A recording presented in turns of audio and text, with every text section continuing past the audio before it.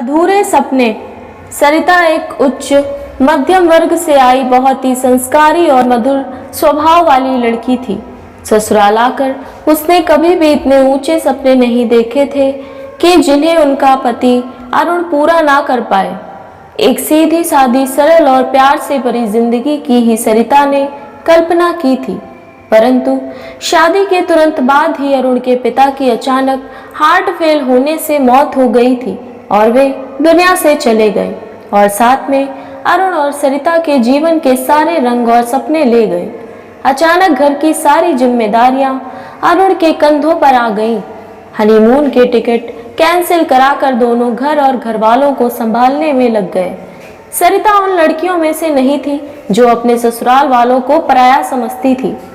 सरिता ने अपने सारे सपनों को उठाकर एक अलमारी में रख दिया, जैसे शादी का लहंगा और सारे जेवरात उठाकर रख दिए हों। अरुण का अब एक ही सपना था कि कैसे पापा की कच्ची गृहस्थी को संभालकर पटरी में लाया जाए, और ये काम पत्नी सरिता की मदद के बिना संभव ही नहीं था।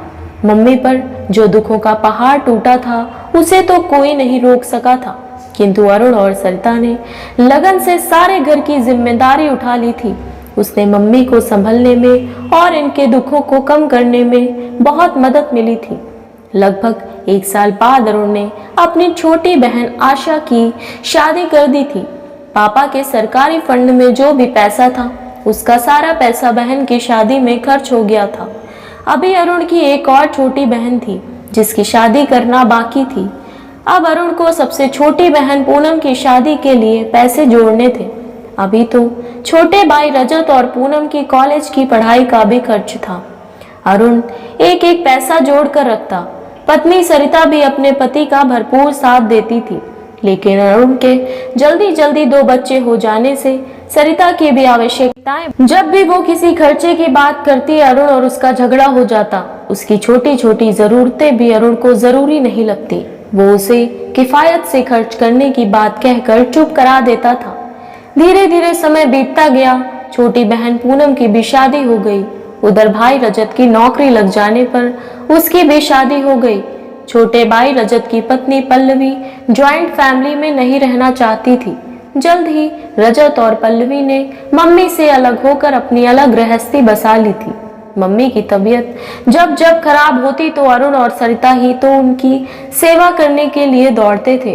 उनके इलाज में काफी पैसा खर्च हो गया था, लेकिन बेटे ने जन्म देने वाली और पाल पोस कर बड़ा करने वाली माँ के आगे पैसे का मुंह नहीं देखा। इधर सरिता के दोनों बच्चे मधुलिका और गौरव बड़े हो रहे थे। आखिर उनके भविष्य की चिंता करने के लिए कौन आगे आता? इन्हीं दोनों की ही जिम्मेदारी थी। दोनों बहनों के घर हर सुख दुख में जो भी खर्च की जरूरत होती अरुण ही हाजिर रहता। छोटे भाई रजत से कौन कहे, वो छोटा था और अभी उसकी गृहस्थी भी कच्ची थी। सरिता और मम्मी दोनों का यही कहना था। पापा की मृत्यु के कुछ महीनों बाद किसी समय में अरुण ने सरिता से कहा था, हनीमून पर नहीं जा पाए तो क्या हुआ, घर का माहौल थोड़ा ठीक हो जाए तो हम घूमने चलेंगे। पर वो समय फिर आया ही नहीं। समय बदलता गया और जिम्मेदारियों के नाम बदलते रहे। एक दिन मम्मी भी भगवान को प्यारी हो गई। घर में बड़ा सूनापन आ गया। कुछ समय बाद बेटी मधुलिका को एक अच्छा प्राइवेट जॉब मिल गया और मनपसंद जीवन साथी भी। बेटे की पसंद को उन्होंने सहर्ष स्वीकार कर लिया और उन दोनों की शादी करके अपनी आधी जिम्मेदारी से मुक्त हो गए। बेटा गौरव एक अच्छा लॉयर बन गया था। अब उसकी प्रैक्टिस भी अच्छी चल रही थी। वो साधारण हाउसवाइफ ही चाहता था। अरुण के एक दोस्त के माध्यम से बेटे का रिश्ता आया। दोनों को लड़की पसंद आ गई। कुछ समय बाद उन्होंने उसी लड़की से बेटे की शादी कर दी और वो घर की बहू बनकर आ गई। आज बेटा गौरव और बहू सुमन हनीमून पर जा रहे थे। जाने से पहले दोनों मम्मी पापा के पैर छूने आए तो अरुण ने आशीर्वाद देते हुए कहा, जाओ खूब घूमो फिरो, यही तो उम्र है घूमने की। सीधे साधे ढंग से कही बात न जाने क्यों सरिता के दिल को लग गई। उसकी आंखों में आंसू आ गए। जल्दी से दोनों को आशीर्वाद देकर पीछे मुड़ गई। कहीं बहू ने आंसू देख लिए तो पता नहीं क्या मतलब समझेगी इसका। अब सरिता को महसूस होने लगा था कि वास्तव में अब अपनी जिम्मेदारियों से मुक्त हो गए हैं। एक दिन सरिता के दिल में नई नवेली शादीशुदा लड़की जैसा अल्लड़पन जाग उठा और वो बड़ी मस्ती से अरुण से बोली, सुनो जी, अब तो हमने अपनी जिम्मेदारियां भी पूरी कर ली हैं। चलो अब कहीं घूमने चलते हैं। मेरी साउथ इंडिया घूमने की बड़ी इच्छा है। अरुण ने उसकी तरफ देखा और हंसकर बोला, बाल सफेद हो रहे हैं, तुम्हारे घुटनों में दर्द बना रहता है, अब क्या घूमने की उम्र रह गई है तुम्हारी। पति से ये सुनकर सरिता बिल्कुल सन्नसी रह गई। वो अंदर गई और शीशे के सामने खड़ी हो गई। 2 बूंद आंसू उसके गालों पर लुढ़क आए। उसे लगा कहीं बहू ना आ जाए, तो झटपट आंसू पोंछ लिए। जिम्मेदारियां समझने वाले के लिए जिम्मेदारियां एक चक्रव्यूह की तरह होती हैं। एक जिम्मेदारी गई तो दूसरी आ गई। बिल्कुल यही हाल सरिता का था। बड़ी जल्दी ही ये खुशी का पता चला कि बहू इस घर में एक नन्हा सा मेहमान लाने वाली है। घर खुशी से भर उठा, लेकिन बहू सुमन की तबीयत बहुत खराब रहने लगी।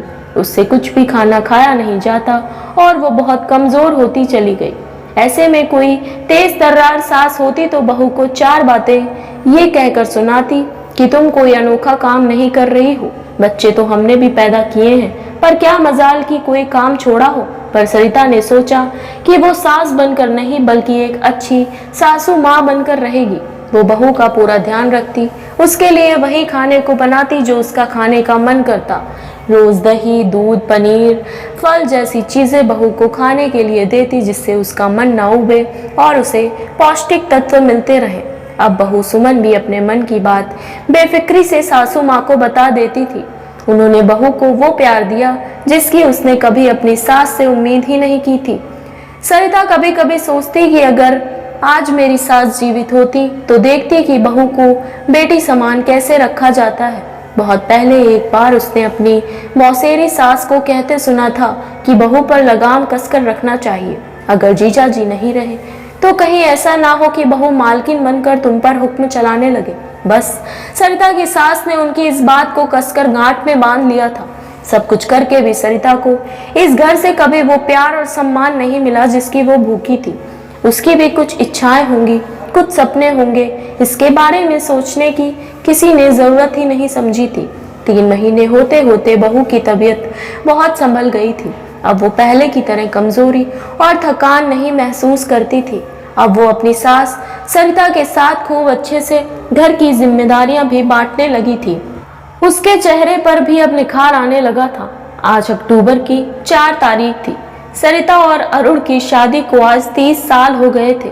सुबह सुबह जब वो दोनों बैठे हुए चाय पी रहे थे तभी गौरव और सुमन आए। दोनों ने पैर छूकर एक लिफाफा दिया जिस पर खूबसूरत अक्षरों में लिखा था, शादी की 30वीं वर्षगांठ पर शुभकामनाओं सहित आपके बच्चे गौरव और सुमन। लिफाफा खोला तो उसमें साउथ इंडिया घूमने के लिए 2 टिकट थे। 2 हफ्तों के लिए होटल की बुकिंग आदि सारे इंतजाम एक ट्रैवलिंग एजेंसी के माध्यम से कर दिए गए थे। अरुण और सरिता एकदम आश्चर्यचकित रह गए। उन्होंने कुछ कहना चाहा तो बेटा गौरव बोला, बस अब कुछ नहीं कहना है आपको, बहुत जिम्मेदारियां निभा ली आप दोनों ने, अब कुछ समय अपने आप को भी दीजिए, वो सब करिए जो आपको अच्छा लगे। सरिता ने फिर कुछ कहने के लिए मुंह खोला। बहू की तबीयत, बहू बोली, माँ मैं ठीक हूँ, अब आपने मेरा इतना ख्याल रखा, अब बेटी बनकर मुझे भी तो आपकी खुशी का ख्याल रखना है। 2 आंसू सरिता की आंखों से फिर लुढ़क आए, पर अब की बार ये आंसू खुशी के आंसू थे। वो सोच रही थी कि कौन कहता है कि प्यार के बदले में प्यार नहीं मिलता।